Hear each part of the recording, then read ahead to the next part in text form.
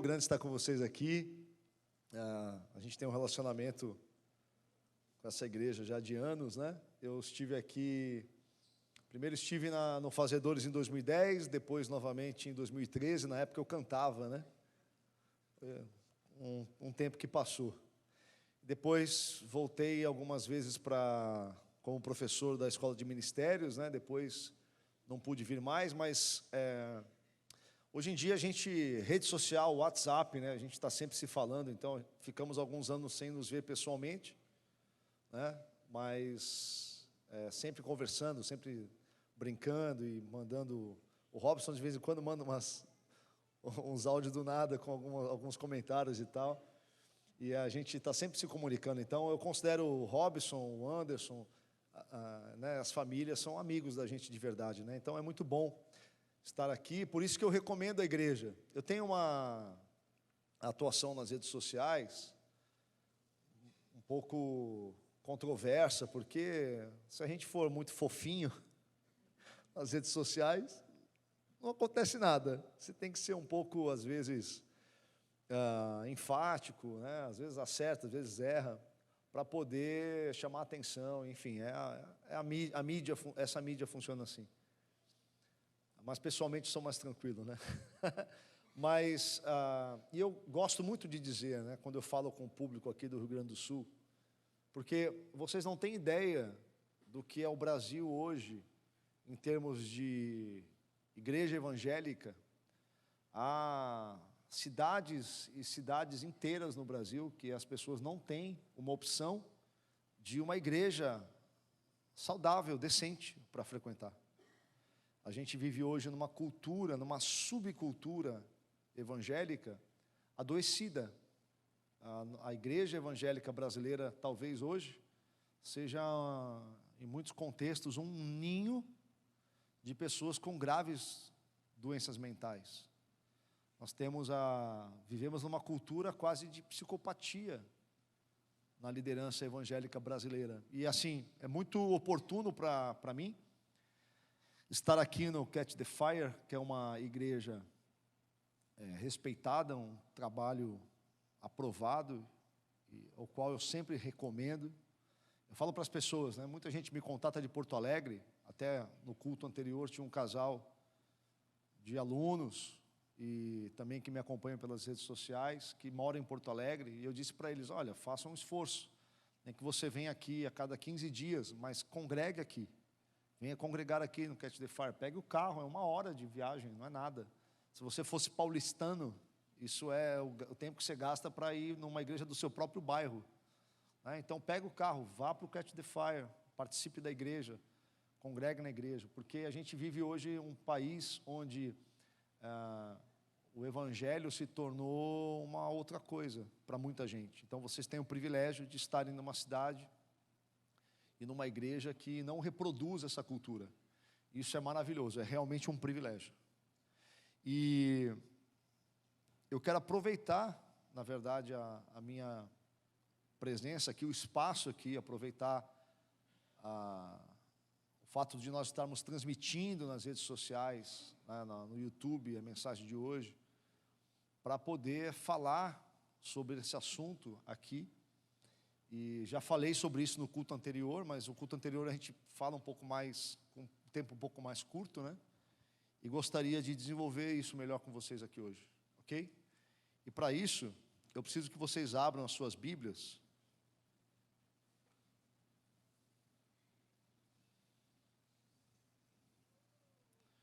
em 1 Crônicas,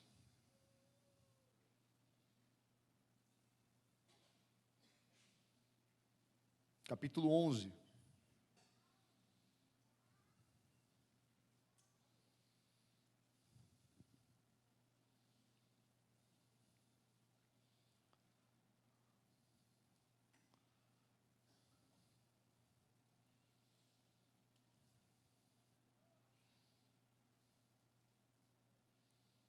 Versículo 15. Vocês estão prontos? E 3 dos 30 chefes desceram a penha a Davi, na caverna de Adulão, e o arraial dos filisteus estava acampado no vale de Refaim. E Davi estava então no lugar forte, e o alojamento dos filisteus estava então em Belém. E desejou Davi e disse: quem me dará a beber do poço de Belém, que está à porta? Então, aqueles 3 romperam pelo arraial dos filisteus e tiraram água do poço de Belém, que estava à porta, e tomaram dela e a trouxeram a Davi. Porém, Davi não a quis beber, mas a derramou perante o Senhor e disse: nunca, meu Deus, permita que faça tal coisa. Beberia eu o sangue destes varões com as suas vidas? E ele não a quis beber. E isto fizeram aqueles 3 valentes. Senhor Jesus, abençoa a tua palavra, dá-nos espírito de sabedoria e revelação no teu pleno conhecimento, abre nossos corações e mentes, dá-nos, ó Deus, um espírito propício, um solo fértil, úmido, para que a semente caia em nossos corações e dê muito fruto. Amém, queridos? Então veja só, esse texto fala, lógico, fala aqui dos valentes de Davi, os soldados lendários, né? Davi era um homem que estava sendo perseguido por uma autoridade despótica, autoritária, tirânica, e hoje nós vivemos uma grave crise de autoridade. Todas as instâncias de autoridade do mundo inteiro estão sendo abaladas, as forças culturais, as forças filosóficas, as forças ideológicas. Existe um movimento, e esse movimento ele não é natural, ele aponta para uma movimentação de caráter espiritual, mas há no mundo, há nos lugares celestiais, há nas esferas metafísicas da existência, há um grande conflito hoje sobre todas as estruturas de autoridade. E Davi vivia essa realidade. Davi tinha sido ungido pelo profeta Samuel como rei de Israel, mas havia ainda um rei posto, que depois que não seria deposto, só sairia do seu papel por meio da morte. E esse rei perseguia Davi, e Davi, ele comandava um exército de soldados, de guerreiros que não eram soldados, era um exército de mercenários, de estrangeiros, a maioria não eram nem judeus, mas eram homens que se apaixonaram por Davi, eram pessoas que enxergaram em Davi uma liderança que merecia ser seguida. E isso é uma responsabilidade muito grande. Ser alguém que desperta nas pessoas o desejo de segui-lo é uma responsabilidade muito grande.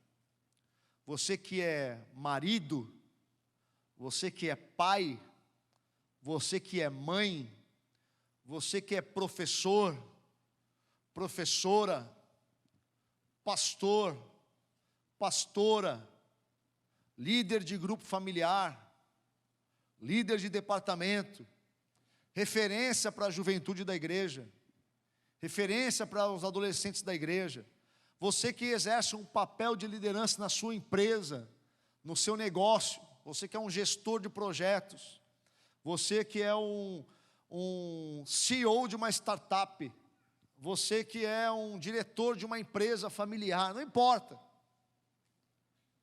Exercer autoridade, exercer poder, exercer influência é uma responsabilidade, porque a grande maioria das pessoas vivem num certo estado de inércia existencial, como se vivessem à deriva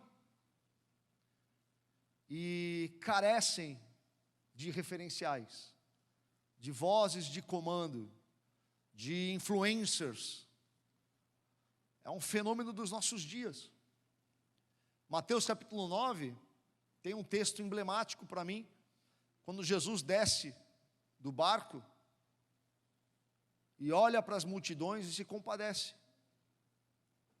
A Bíblia diz que Jesus olha o povo e se compadece, porque ele diz: são ovelhas que não têm pastor. Existe um estado humano de incapacidade diante da vida. Olha o que eu vou dizer para você. Você é uma construção. A sua humanidade é uma construção. Às vezes nós não paramos para pensar nisso. Mas se você é civilizado, cheiroso, o irmão do seu lado aí está cheiroso? Tá? Já tem gente que já vai lá e, né? Você é civilizado, você é cheiroso, você é educado, você come com garfo e faca. Sabe por quê? Porque você sofreu um processo civilizacional. Falei disso ontem para os jovens aqui no sábado à noite. Se você tivesse nascido, imagina que você tivesse nascido da sua mãe e tivesse se perdido no mato. Você acha que você voltaria sabendo que a soma dos catetos é não sei o que lá da hipotenusa? Como é que é? Quem sabe aí? A soma do quadrado dos catetos é o inverso da... Quem lembra aí da fórmula, sei lá. Não, você não voltaria sabendo. Você voltaria andando que nem um quadrúpede, de 4. Nós não andamos de 4, porque nós fomos humanizados. Por isso que o apóstolo Tiago vai dizer: nossa natureza é terrena, animal, demoníaca. Se você não tivesse alguém dizendo para você: não põe a mão aqui, se fizer isso vai apanhar, não pode. Se não tivesse a sua mamãe lá em casa, pegando lá o brinquedo pedagógico, encaixa o triângulo aqui, encaixa o redondo aqui, olha, isso é azul, isso é amarelo, isso é laranja, esse é o papai, esse é a mamãe, nós seríamos um bicho. Sim ou não, gente? Você é humano, porque você foi humanizado. Tem algum pedagogo aqui? Os pedagogos sabem do que eu estou dizendo. Eles estudam isso. A pedagogia consiste nisso. Em estudar como é que você pega um bicho e transforma numa pessoa. Basicamente é isso. Talvez você nunca se deu conta disso, mas é isso que aconteceu com você. Só que nós temos esse lado nosso, primitivo, essas emoções, essas coisas que nós carregamos no peito e nós não conseguimos externar, anseios, sentimentos, expectativas, ideais. E às vezes você carrega emoções, sentimentos, que você nem sabe direito explicar o que você sente. Mas aí tem alguém lá na internet, ou na televisão, e aquela pessoa traduz isso para você. Aí você fala: é isso. Eu sempre pensei assim, só que eu não sabia. Tem um filósofo espanhol chamado Ortega y Gasset, que ele chama esse fenômeno de homem-massa. Ele diz que depois da Revolução Industrial, surgiu o homem-massa, que ele diz que é uma espécie de novo bárbaro, que vive para o consumo, para a vida massificada. É a sociedade do consumo.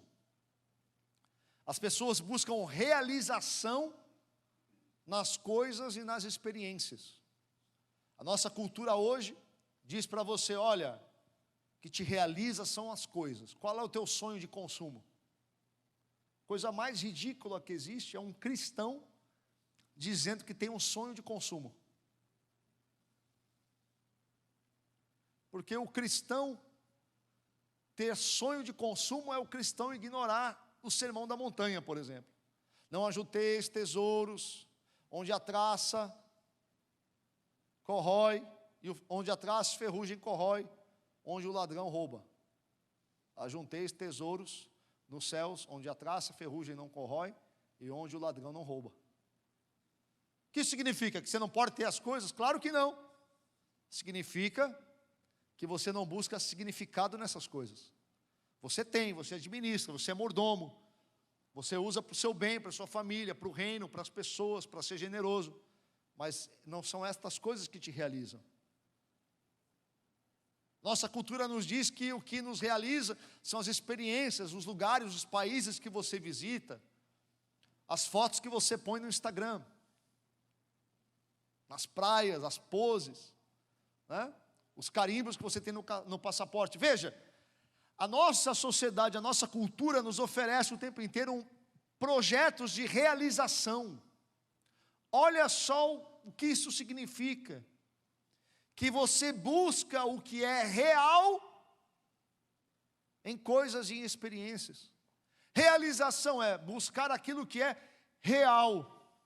Ou seja, o que torna a tua vida real, ou seja, com sentido, não é mais o transcendente, o Senhor, a eternidade, mas coisas e experiências. Então, esse existir de forma massificada, de forma diluída na cultura, sem um senso de identidade construído sobre o nosso Deus e o nosso Criador, é um dos grandes problemas do cristão do nosso tempo, do cristianismo atual. Porque quem é que diz para a criatura quem a criatura é? Quem diz para a criatura quem a criatura é? O Criador. Mas a nossa cultura, a nossa sociedade diz para nós que quem diz o que nós somos são as nossas pulsões. A cultura vai dizer, você tem uma pulsão, você tem uma coceira, isso é o que te fornece identidade. Vocês estão entendendo o que eu estou falando, né? O identitarismo é exatamente isso. Tua pulsão, tua coceira, te fornece a identidade. E às vezes nós, na igreja, não temos os recursos para responder à cultura, porque nós já fomos absorvidos pela cultura, embora por outros vieses.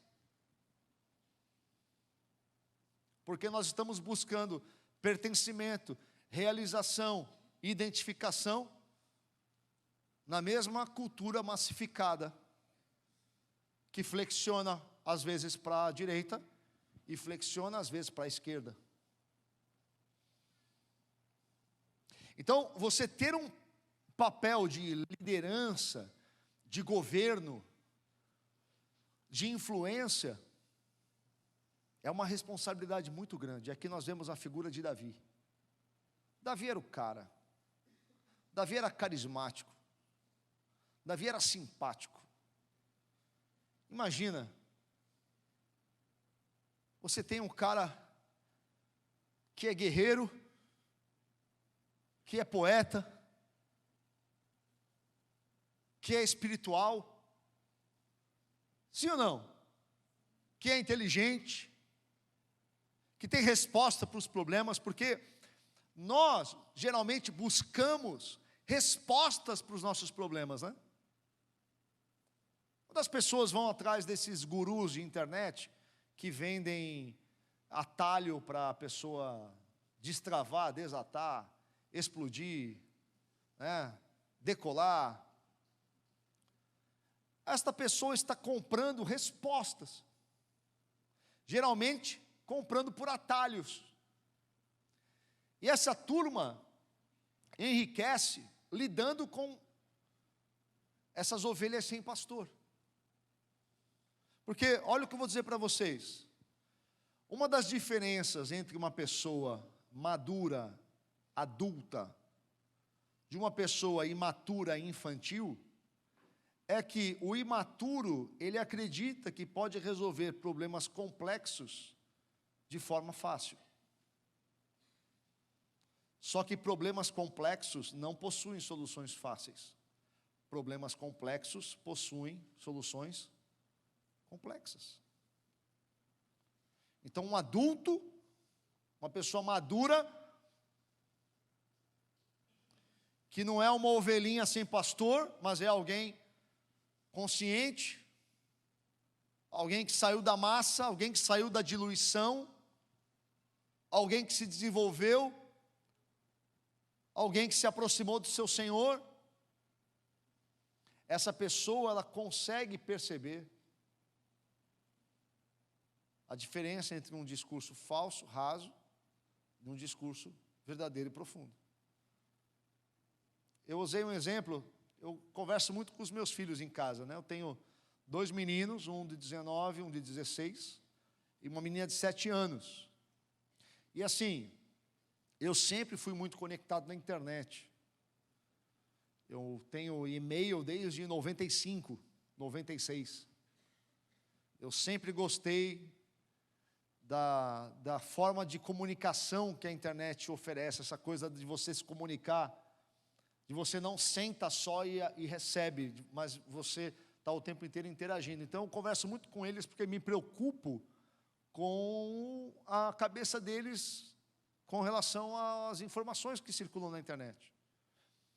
Então, e é engraçado, né? Porque a gente, por exemplo, nós que temos, eu tenho pais, né? Tenho os pais da minha esposa, pessoas mais velhas. A forma como eles se relacionam com a internet é diferente da gente.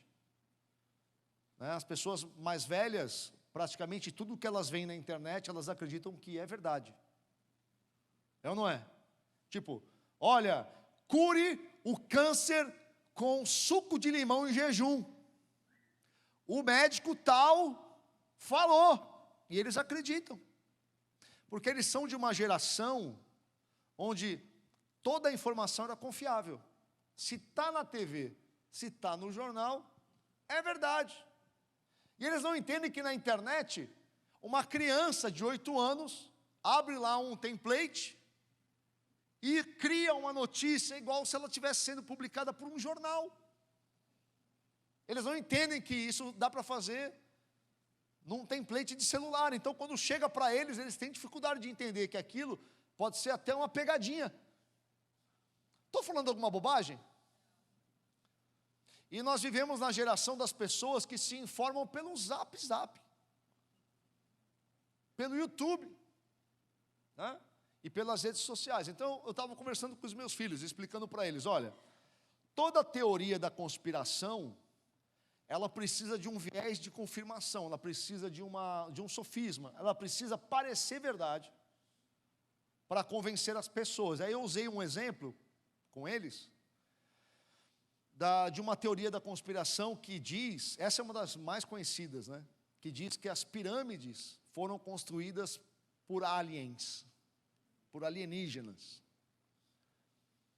E aí falei para eles, olha, se você parar para ouvir a pessoa e você não tiver um raciocínio, um senso crítico, você embarca, porque a falácia, ela vai pegar premissas que fazem algum sentido, mas que vão te levar para uma conclusão que não é verdadeira. Então, o que diz a teoria da conspiração? Que o fato de que existem pirâmides no Egito, na América Central, em outras localidades, lá na Ásia, existem pirâmides, inclusive, debaixo do oceano. faz com que eles digam o seguinte: olha, é impossível que povos que não se comunicavam, porque estavam distantes uns dos outros, em continentes diferentes, no passado antigo, é impossível que eles construíssem o mesmo tipo de prédio sem que alguém externo dissesse que eles tinham que construir. E esse alguém externo, lógico, não vai ser humano, tem que ser um alien, senão a história não fica divertida, ninguém compartilha e o vídeo não vai gerar views. Aí eu falei para eles assim: mas veja só, faz sentido, não faz? Poxa, como é que tem pirâmide no mundo inteiro? Faz algum sentido, não faz, gente? Mas eu falei para eles assim: olha, a gente mora em Santos, perto da praia. E eu falei para eles assim: quando você senta, a gente senta lá na praia para fazer castelo de areia. Alguém já fez castelo de areia na praia? Quando eu era criança, minha avó me levava na praia e eu gostava de fazer umas fortalezas de areia. Como é que você faz? Quanto mais alto você quer construir o castelo, você tem que fazer o quê? Uma base larga. Você não vai lá na areia e constrói um castelo que nem um prédio, um retângulo. Porque o que acontece, gente? Desmorona. Então por que todos os povos antigos construíam pirâmides? Porque é a forma mais fácil de construir uma coisa que sobe para cima. Faz a base grandona e vai estreitando e ela não cai. Se você fizer tudo igual à base, cai. Então eu falei para os meus filhos: quem fez as pirâmides? Foram os aliens? Ou os seres humanos fizeram pirâmide porque era a única forma deles fazerem um prédio alto com a tecnologia que eles tinham? Aí meus filhos: ah, pai, é verdade. Eu falei: então, não foram os aliens, foram os Indians. Mas toda a teoria da conspiração, todas essas coisas, utilizam o mesmo método. Nós temos muita responsabilidade, como cristãos, de liderar corretamente, de exercer influência corretamente, de guiar as pessoas corretamente. Uma igreja tem uma responsabilidade muito grande.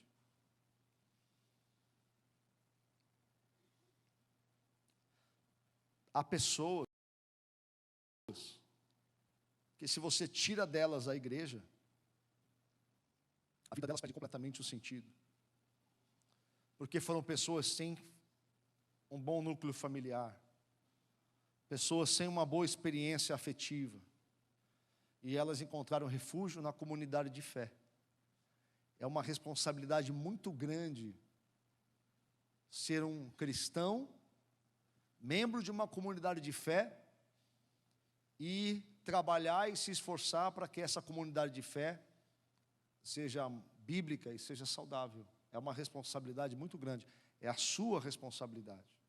E aqui, Davi, ele estava, depois de anos fugindo, escapando de Saul, ele estava lutando pela sua vida e estava cansado, num dia qualquer, e aí ele suspirou, ele disse: quem me dera um gole de água lá do poço de Belém, que era o lugar da sua infância. Quem gosta de revisitar a infância? Eu contei aqui antes, quando eu era criança, eu era vizinho da mãe do Pelé. Eu morava num prédio, tinha tipo um colégio de freira, pequeno. Do outro lado era a casa da Dona Celeste e do seu Dondinho. Para mim, ver o Pelé entrar e sair era uma coisa normal. Então, às vezes, eu passo de carro e quero mostrar para minha filha. Só que aí os meninos falam: ah, pai, de novo. Aí eu falo: Mariana, tá vendo esse prédio aqui, ó? Ele chama Edifício Celeste, porque aqui era a casa da Dona Celeste, a mãe do Pelé. Entende? Aí eu falo: olha, o papai morava aqui. Aí eu conto uma história, eu falo: olha, teve uma vez que eu estava com uma pessoa e falei, olha, a mãe do Pelé mora aqui. E aí eu era criança, né? A outra criança meio que duvidou e começou a gritar, Pelé, Pelé, Pelé. Nisso, eu ouvi uma buzina. Olhei para o lado assim, quem estava estacionando? O Pelé. Aí ele falou assim, quem é que está me chamando? Aí, né, a gente fica intimidado, né? Aí ele desceu da Mercedes, aquele champanhe, e falou, oi, tudo bem, qual é o seu nome? Então, deu um tapinha na cabeça de cada um e entrou. Né? Então, conto essa história para minha filha. Todo mundo gosta de contar uma história da infância, sim ou não? E Davi teve saudade da sua infância, e aí ele disse, quem me dera beber daquela água fresca, do poço da minha infância, da minha juventude. E aí aqueles homens, os valentes de Davi, quando você tem um referencial forte, você quer agradar. Você quer agradar. E eles romperam os homens de Saul. E os homens de Saul estavam acampados e ainda tinham filisteus, e eles romperam, foram lá, buscaram a água por uma mera exclamação do desejo, e voltaram sãos e salvos com a água e deram para Davi. Toma, líder, te honramos. Uma linguagem muito comum na igreja evangélica hoje, né? Vou aproveitar aqui, está sendo gravado, existe um livro, que hoje talvez seja o livro mais lido pelos evangélicos no Brasil. Algumas igrejas evangélicas fazem seminário para implantar o ensinamento do livro nas igrejas locais. É um livro chamado Lealdade e Deslealdade. Alguém aqui já leu esse livro? Conhece? Alguém? É um livro de seita, pesadíssimo, diabólico. Ele ensina basicamente que qualquer coisa que um líder religioso mandar você fazer, você tem que fazer sem questionar. Transforma uma igreja local numa espécie de Alemanha nazista, sabe? Num regime totalitário, tipo Coreia do Norte. Ó, se você ultrapassar a cerca, nós vamos meter bala em você. Mais ou menos isso. Vocês não conhecem porque vocês são de uma igreja saudável. Mas é o livro mais lido pelos evangélicos no Brasil nos nossos dias. E isso é aterrador. Porque o evangelicalismo brasileiro está sendo possuído por principados e potestades, por teorias da conspiração, por projetos e propostas políticas. Não importa a vertente. E tudo para que pessoas possam te pedir água, te exigir essa água, e receber a tua devoção. Só existe um Senhor, só há um Senhor, um Kyrios. Toda autoridade me foi dada, nos céus e na terra. Sabe o que é isso, gente? É uma declaração política. Toda autoridade me foi dada no céu e na terra. Você sabe como é que os nossos irmãos cristãos do primeiro século combatiam os poderes constituídos seculares contra a igreja? Indo para as arenas, cantando e dando glórias a Deus.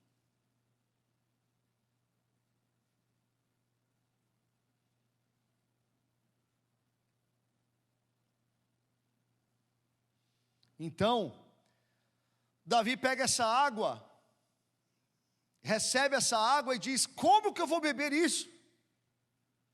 Como é que eu vou beber do sangue dos meus amigos? Ao perceber que eles tinham exposto as suas vidas, a fim de dar alegria, Davi não aceitou a água, antes derramou como oferta de vida e gratidão diante de Deus, dizendo: jamais beberei a água que me veio à custa da vida de vocês. Quando Davi foi honrado pelos seus liderados, ele não respondeu dizendo: opa, sou digno dessa honra, eu sou o líder de excelência. Não, ele disse: eu não posso beber essa água. Mas Davi, nós fizemos uma vaquinha, te compramos uma Harley Davidson. Ele diz: essa Harley Davidson é oferta para o ministério, isso aí vai virar comida para o pessoal na rua. Eu não quero andar numa moto dessa, que custou o sangue e a vida de vocês. Uma das minhas publicações que mais geraram engajamento nas redes sociais, deixa eu contar para vocês. Uma vez chegou uma história para mim, e eu confesso, eu publiquei achando que era brincadeira. Uma pessoa chegou para mim e falou assim: pastor Tiago, é o seguinte, olha, nós estamos muito machucados, nós éramos de uma igreja aqui, no ABC Paulista, e nós fomos, assim, usados de tudo quanto era jeito. E a última coisa foi o seguinte: um dia o pastor chegou para nós e disse assim: olha, a minha esposa teve neném, e ela está muito chateada porque ela está com os seios um pouco murchos. E isso está afetando o nosso casamento, ela está brava comigo. O pastor falando isso, para o presbitério. E assim, olha, honrem a sua pastora e me ajudem, nós vamos fazer uma vaquinha com as células para pagar o silicone da pastora. Vocês estão dando risada, né? Porque é ridículo, não é, gente? Não foi só eu que achei, né? É ridículo mesmo, né? Ufa! Mas a denominação que pratica isso em nível nacional. É uma loucura, né? Aí eu achei que aquilo era brincadeira, né? Eu publiquei, fiz um post lá, os seios da pastora, e contei e pus a história, porque eu estou achando que é uma brincadeira. Quando eu fui olhar os comentários, 2.000 comentários, e começaram a marcar o apóstolo da denominação. Olha aí, as coisas que você prega, que você ensina para nós. Porque isso é uma cultura. Isso é uma cultura. Isso está varrendo o país. Uma insanidade, uma psicopatia, um narcisismo coletivo, cultural. Se você não vive isso, você é a exceção. Vocês não têm ideia do que está acontecendo. Eles pegam esse texto aqui, ó. Eles pegam esse texto aqui para dizer o seguinte: olha aí como vocês têm que romper os inimigos para trazer água para o líder. Eles não contam a parte que que o Davi pega a água e oferta ao Senhor. Nas denominações celulares, os obreiros, os voluntários são chamados de gaditas, exatamente porque faz referência a esses 3 valentes aqui. Então, ser gadita é você arriscar a vida para reagir a um capricho da sua liderança. Olha que doentio. E o mais doentio é que isso se misturou com política.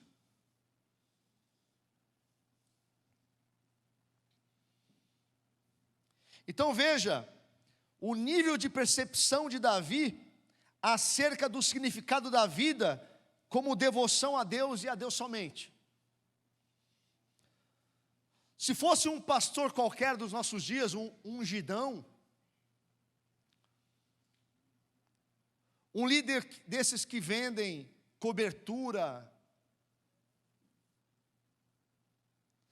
se fosse um desses, após beber a água, exaltando a fidelidade dos discípulos, Davi talvez pegasse a água e fizesse uma fila: venha, eu vou jogar água em vocês agora, recebe Hã? Ou então, vamos agora pegar essa água, pôr em vidrinhos e vamos vender. Hã? Ele faria a unção, o dia, a festa da unção da água da fidelidade ao líder. Há igrejas que os pastores sentam em tronos e as pessoas fazem filas para lavar os pés dos pastores. Tudo a ver com o exemplo de Jesus, né? Não sei, na minha Bíblia foi o contrário. Na sua também? Mas olha o nível. Muitos de vocês vieram de igrejas assim, não vieram?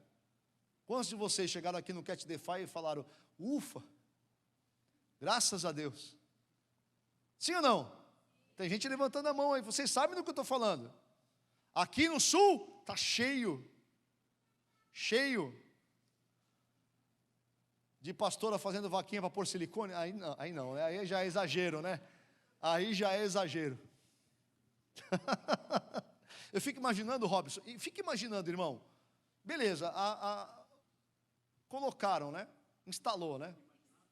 Não, a cena. Imagina a pessoa chegando na igreja com as coisas novas, entrando no culto, e os irmãos assim, poxa, eu ajudei, ficou bonito. Parece que quem escreveu, não, sério, nem o Porta dos Fundos, assim, não, vamos zoar os crentes, nem o Porta dos Fundos escreveu essa história. Não é verdade? Mas é cultura denominacional. Cultura denominacional.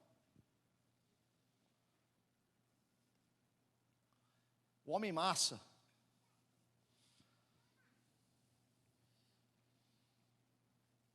E olha só, Davi, e é impressionante, gente, que Davi, ele era um homem do seu tempo. Davi decepou muitas cabeças. Davi matou muita gente. Davi pilhou, botou fogo em muitas vilas de inimigos. Ele era um homem do seu tempo. Mas Davi tinha percepções muito avançadas para a sua época. E Davi compreendia, como é que eu vou pegar da vida daqueles que se devotam a mim e vou fazer disso algo para minha vantagem? Porque olha o que eu vou dizer para você. Liderança se faz necessária. Eu contei aqui hoje mais cedo, eu tenho um filho de 16 anos que é atleta de voleibol. Joga muito bem voleibol, ele joga em duas categorias, a categoria dele, que é o sub-17, e joga na categoria sub-19. Disputa o Campeonato Paulista. Agora, por exemplo, eu fui assistir o jogo, quartas de final do Campeonato Paulista. Mesmo ele sendo quase adulto, eu percebo que às vezes ele está na quadra e me procura. Aí ele me acha. E eu estou lá. Vai, filho. Isso é importante demais. Essa é a nossa responsabilidade. A responsabilidade de um pastor, de um líder de célula, de um líder de grupo familiar. Como é que eu vou tomar a minha vocação, o que Deus me confiou, para buscar vantagem e para oprimir o povo? Como é que eu vou olhar para a Bíblia e me identificar com o faraó? Olha a tua responsabilidade como pai. Olha a tua responsabilidade como marido. Olha a tua responsabilidade como cristão. A responsabilidade do teu testemunho. Frente à nossa cultura. Imagina se nós estivéssemos aqui com os apóstolos do Cordeiro, se eles admitiriam que nós fôssemos reconhecidos pela nossa cultura como pessoas raivosas, que forçam as suas doutrinas sobre a cultura. Eu contei um exemplo aqui mais cedo, de como os cristãos Eu gosto muito das histórias da igreja primitiva, da literatura patrística, dos registros históricos. Isso me ajuda a entender como é que a cabeça deles funcionava.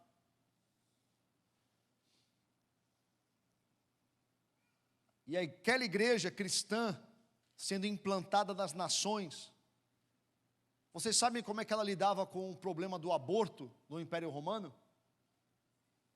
Sabe como é que eles lidavam com o aborto? Eu vou te explicar. A cultura romana era uma cultura pagã. Orgia sexual era um tipo de celebração religiosa. Havia muita gravidez indesejada. Além disso, toda criança que nascia com alguma deficiência, cega, surda, com algum tipo de deficiência física, era vista naquela cultura como um castigo dos deuses. Então, se uma pessoa tivesse um filho indesejado ou um filho com alguma deficiência, era moralmente aceito que esta criança fosse descartada. E todas as cidades romanas tinham este local separado para isso. Existiam locais onde os animais já espreitavam, porque as crianças eram jogadas ali. E sabe como é que a igreja cristã fez o Império Romano enxergar que aquilo era errado? Sabe o que as igrejas cristãs faziam? Tem registros históricos dos líderes, dos obreiros apostólicos, das igrejas locais, dando instrução por escrito, para que os membros das igrejas locais fizessem isso, que eu vou falar agora. Eles iam nesses locais, e resgatavam as crianças, cuidavam como filhos. Isso foi envergonhando os romanos, até que o costume acabou. Porque é assim que cristão responde à cultura, agindo como Jesus. Só que você está muito tempo no Zap Zap, irmão. Você está comendo bosta e não sabe. Está sendo discipulado por ideólogos e não sabe. Está perdendo a tua identidade. Para de olhar o Zap Zap e começa a ler o Sermão do Monte. Para de ouvir o noticiário e começa a ler os evangelhos. Quer salvar a cultura? Quer proteger sua família? Evangelho. Só evangelho. Tu não salva a tua família brigando por política. Tu salva a tua família encarnando as verdades que você acredita. Eu sei que o que eu estou dizendo aqui é contraintuitivo. Eu sei que o que eu estou dizendo aqui deixa pessoas com raiva. Eu sei. Mas eu estou te pregando o Evangelho. Você acha que Jesus, se viesse hoje e pregasse o Evangelho, você acha que ele ia parar onde? Na cruz. Jesus não foi para a cruz porque ele era bonzinho e porque ele tinha uma palavra que deixava o coração quentinho. Você não crucifica uma pessoa fofinha. Você crucifica uma ameaça. Jesus era uma ameaça. Eu gosto de ser uma ameaça. E você? O Evangelho. Existem pessoas que romperiam um acampamento repleto de inimigos, só para te dar uma alegria. Essa bolsa que eu entrei hoje aqui na igreja, onde eu carrego minha Bíblia, eu tenho essa bolsa há uns 18 anos. Eu tinha acabado de casar, estava começando a virar homem, sabe? Fui ordenado pastor, então eu estava começando a usar roupa de pastor. Aí eu fiz aniversário. Aí os jovens da igreja fizeram uma vaquinha e me deram essa pasta aí. E eu uso ela até hoje com carinho, porque eu ganhei dos meus amigos, das pessoas que eu cuidava. E eles me deram isso com carinho. É bonito isso, não é? Para que eu vou transformar isso numa opressão? Entende? Por que eu vou fazer do meu ministério, da minha vocação, um meio de abusar das pessoas? Não faz sentido nenhum.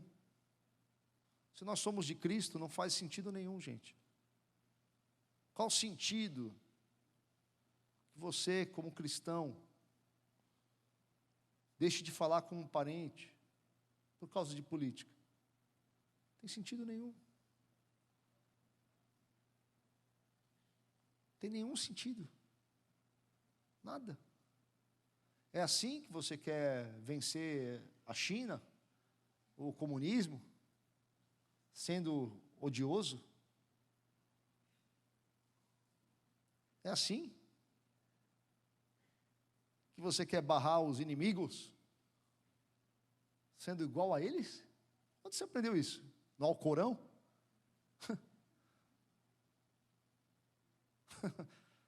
Você está lendo o Alcorão. Ai.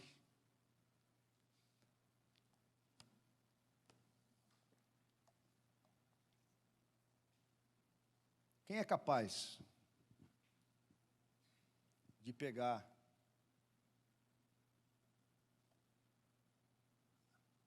aquilo que recebe e não transformar em vantagem indevida? Você é capaz? Você é capaz de ser uma inspiração para os seus filhos? Sem exigir deles que eles, na vida adulta, né? Quando criança e adolescente, sim, mas na vida adulta. Porque muitos de vocês aqui estão lidando com esse problema agora, sim ou não?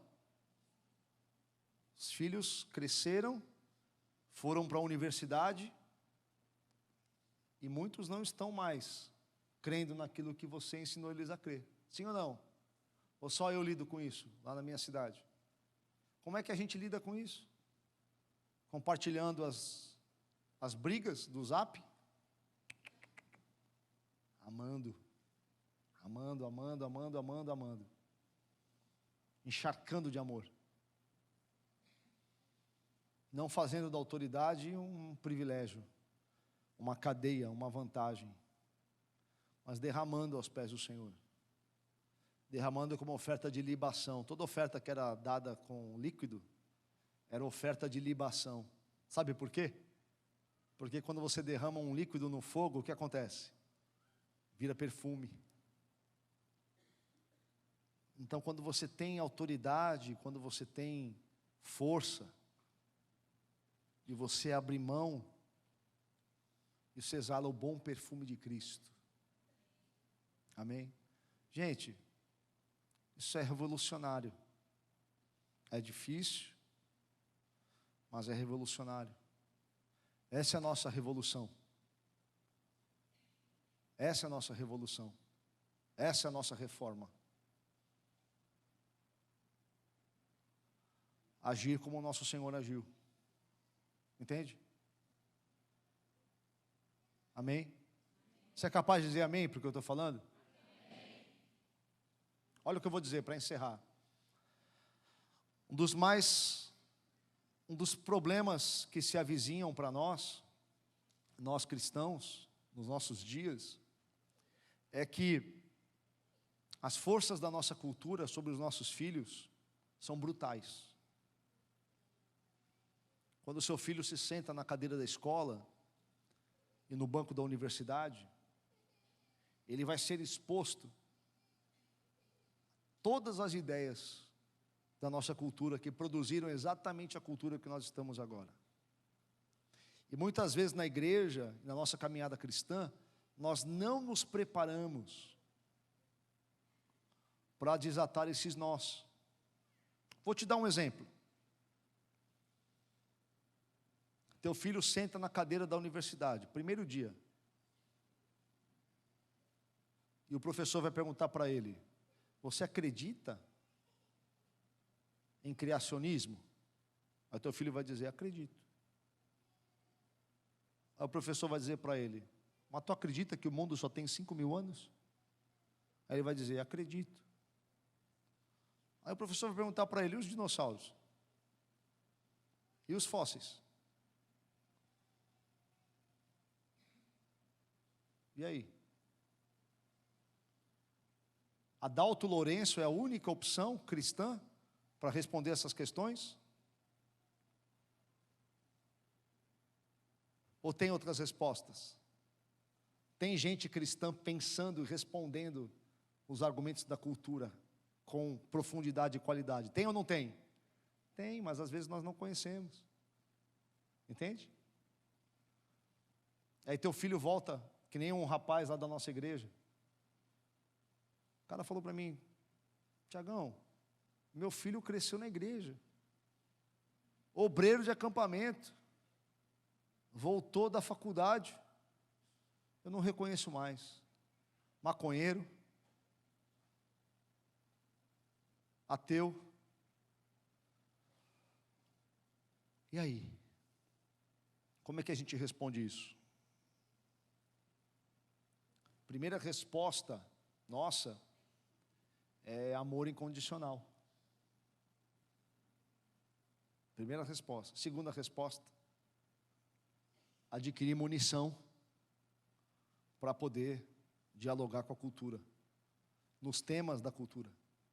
Amém?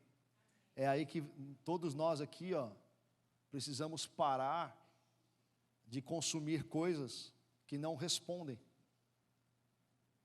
às questões reais. Entende? E isso exige um certo esforço, mas, gente, produz um fruto maravilhoso. Porque eu já tive a experiência de resgatar cristãos que se secularizaram, tiveram a experiência da secularização, que a palavra secular vem de saeculum no latim, que isso vem do cristianismo, da época escolástica, que dizia que chamava o intervalo entre a ascensão de Cristo e a sua vinda, eles chamavam de saeculum, o século. Então, secular é esse período entre o dia que Jesus foi assunto ao céu, esse intervalo até a sua volta. Então, nós hoje já vivemos numa cultura em que muitos filhos de crentes estão se secularizando. Quantos jovens aqui, jovens e adolescentes, já tiveram conflitos de ordem intelectual e você sentiu a cultura te puxando para a secularização? Faz só um sinal aí.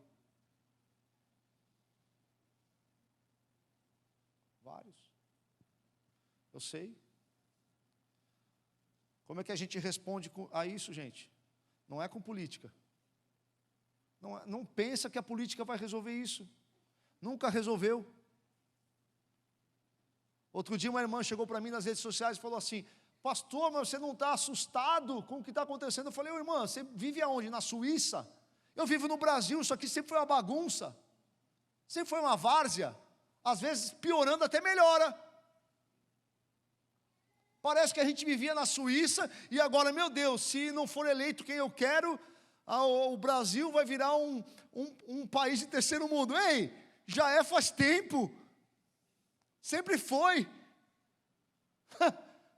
Sempre foi, irmão.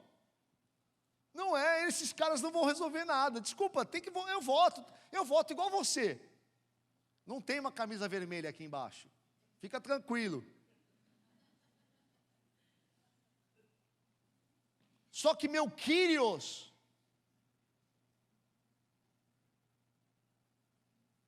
meu Senhor, minha pátria, pelo amor de Deus, olha isso aqui, que você tem na mão.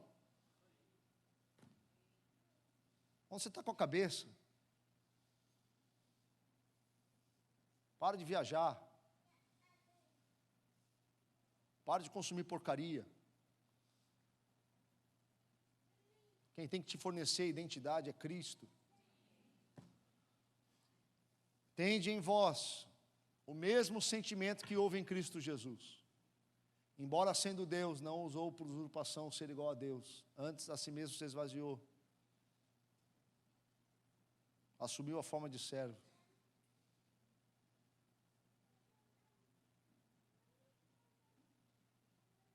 Amém, gente? Eu quero fazer uma oração. Quero pedir a Deus que nos dê força espiritual. Força espiritual. Para nós lidarmos com as pressões da nossa cultura. Tanto a nossa cultura evangélica, que hoje está em crise, e a nossa cultura é a cultura secular, que nos pressiona. Pressiona nossos filhos.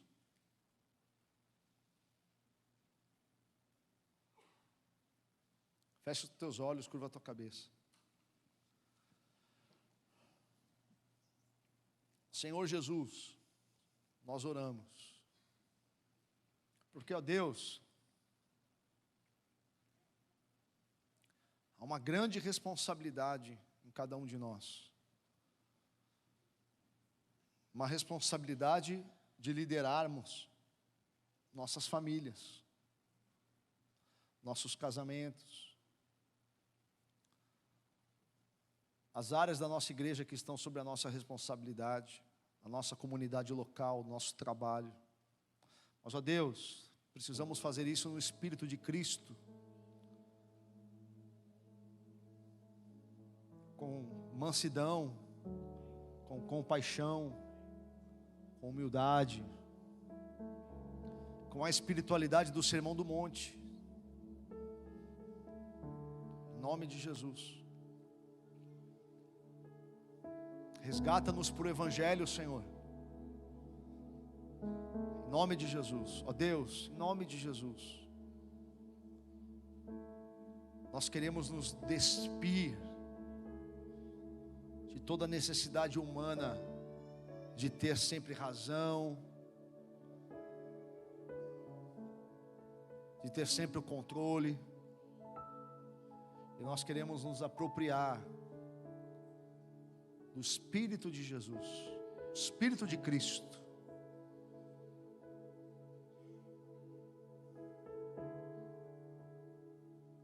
Aprendei de mim, porque sou manso e humilde de coração. Aprendei de mim, porque sou manso e humilde de coração. Não é aprendei de mim porque eu tenho razão. Aprendei de mim, porque eu sou manso e humilde de coração. Abençoa, Senhor, o povo aqui da Catch the Fire, Novo Hamburgo. Te louvo, ó Deus, pela vida do Robson, da Raquel, da Miriam, do Anderson, das crianças, todos os irmãos queridos aqui desta igreja. Te louvo pela vida dos nossos irmãos lá de Santos. Abençoa a nossa semana. Eu te louvo, ó Deus, por cada coração que esteve aqui, que deu atenção a esta palavra. Que o Senhor, teu Espírito, faça agora o trabalho. Há aqueles que ainda vão levar isso e vão ruminar mais alguns dias.